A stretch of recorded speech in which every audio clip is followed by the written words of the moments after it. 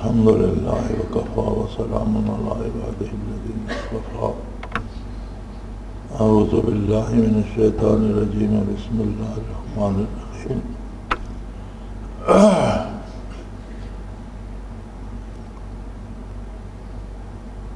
وَلَتُكَبِّرُوا اللَّهَ عَلَى مَا هَدَاكُمْ اللهم سبحانك لا علم لنا إلا ما علمتنا إنك أنت العليم الحكيم مولاي صل وسلم دائما أبدا على حبيبك خير الخلق كلهم.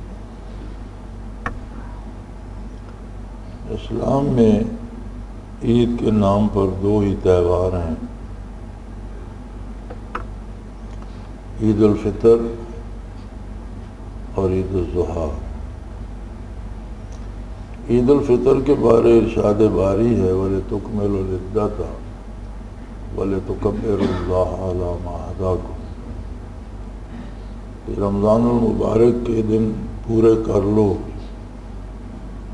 تو اللہ کی بڑائی بیان کرو جس نے تمہیں ہدایت نصیب فرمائی،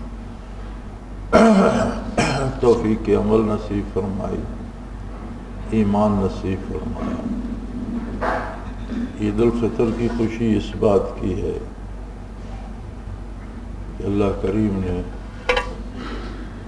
ایمان نصیب فرمایا، توفیق عمل نصیب فرمائی، رمضان المبارک نصیب فرمایا، کسی کو اعتکاف کی سنت نصیب فرمائی، تلاوت قرآن کریم سننے کی، تراویح کی، عبادت کی توفیق عطا فرمائی۔ تو اظہار تشکر کے طور پر رمضان المبارک کی عید منائی جاتی ہے۔ غسل کرنا، اچھے کپڑے پہننا، نئے مل جائے نئے پہننا، ورنہ جو ہیں انہیں صاف ستھرا کر کے دھو کے پہننا، اور عید کی 2 رکعت ادا کرنا،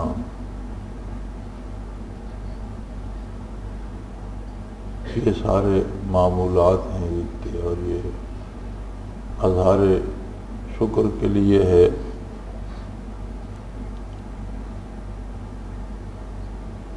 زیادہ سے زیادہ اجتماع ہوتا ہے نماز عید پر۔ اگر ایک شہر میں متعدد مساجد میں نماز جمعہ ہوتی ہے تو کوشش کی جاتی ہے، چھوٹے شہروں میں تو کوشش کی جاتی ہے کہ عیدگاہ ایک ہی ہو۔ شہر بہت بڑے بڑے اب ہو گئے ہیں تو فاصلے بڑھ گئے ہیں تو عیدگاہیں بھی الگ ہو گئی ہیں۔ کچھ شہروں کے فاصلوں سے زیادہ دلوں کے فاصلے بڑھ گئے ہیں، اور کوئی اپنا اپنا کرنے پہ لگا ہے۔ تو بہرحال یہ یاد رہے کہ اظہار شکر ہے توفیق عمل پر۔ اسی طرح ابراہیم علیہ السلام کی قربانی کی سنت میں نبی کریم صلی اللہ علیہ وسلم نے بھی قربانی فرمائی، اور وہ تجلیات و برکات جو انہیں فرزند جلیل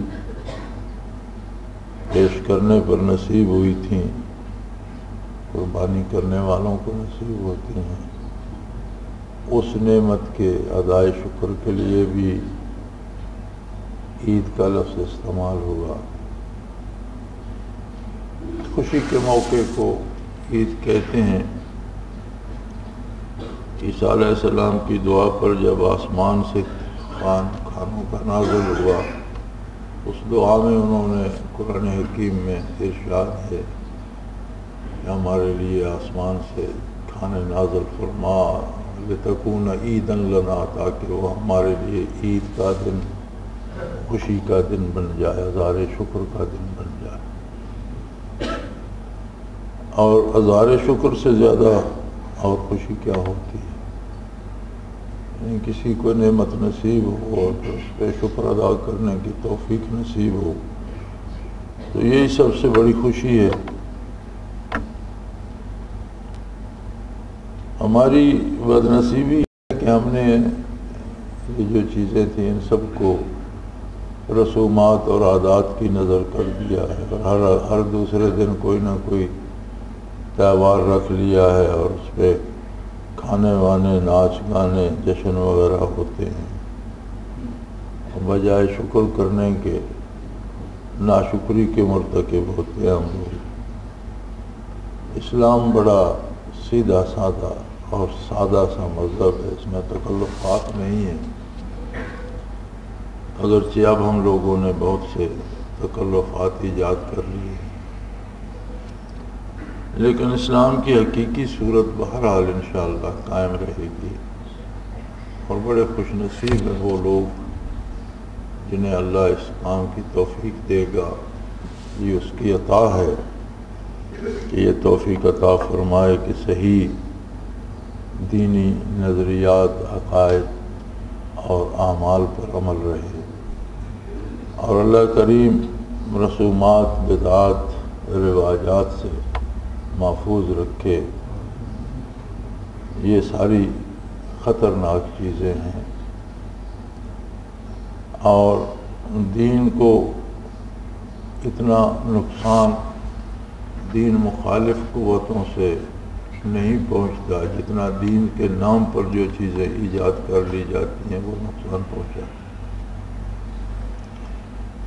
کفر کی تو گناہگار مسلمان بھی مخالفت کرتا ہے، لیکن اسلام کے نام پر کوئی رواج ایجاد ہو جائے تو اس میں نیک مسلمان بھی پھنس جاتے ہیں۔ یہ زیادہ بڑا جرم اور زیادہ خطرناک چیز ہے، اللہ اس سے محفوظ رکھے۔ اللہ کریم نے آپ کو اعتکاف کی توفیق عطا فرمائی، قبول فرمائے، ذکر اذکار کی، مراقبات کی توفیق ہوئی۔ اللہ کریم سے دعا کریں کہ اسے قبول فرمائے اور اس پر استقامت عطا فرمائے، اور اسے زاد آخرت بنائے اور ہمیشہ کے لیے اس پر قائم رکھے۔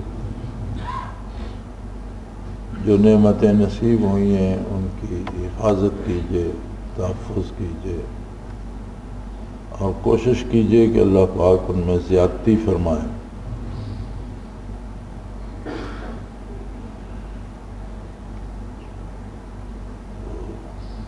آدھی دنیا میں تو عجیب ہے، 29 پہ چاند نظر آ گیا۔ رمضان تو ہمارا بھی مڈل ایسٹ کے ایک دن بعد انہی کے ساتھ شروع ہوا تھا۔ آپ دیکھیں اختتام ہلال کمیٹی کے ہاتھ میں ہے، کیا کہتے ہیں اور کیا کرتے ہیں۔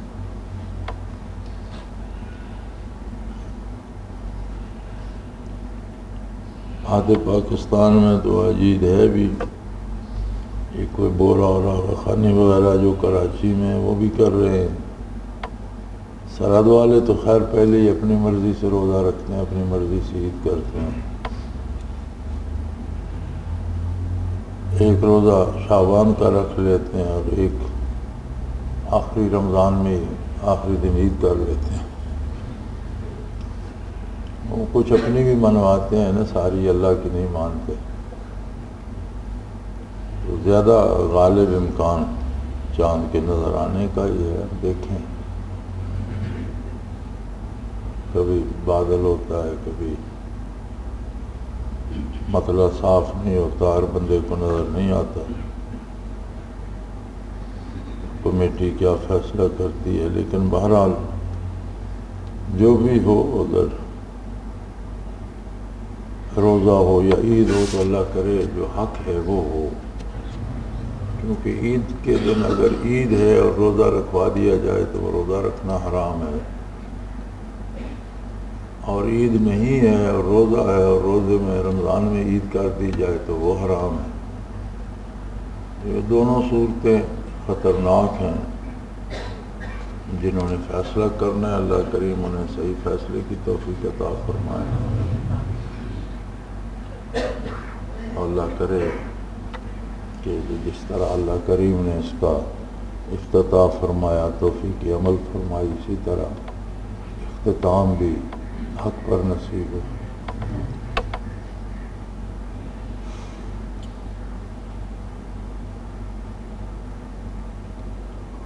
اب آپ مسافہ کر لیجئے، اگر کل عید ہو گئی تو شام کو فرصت نہیں ملے گی۔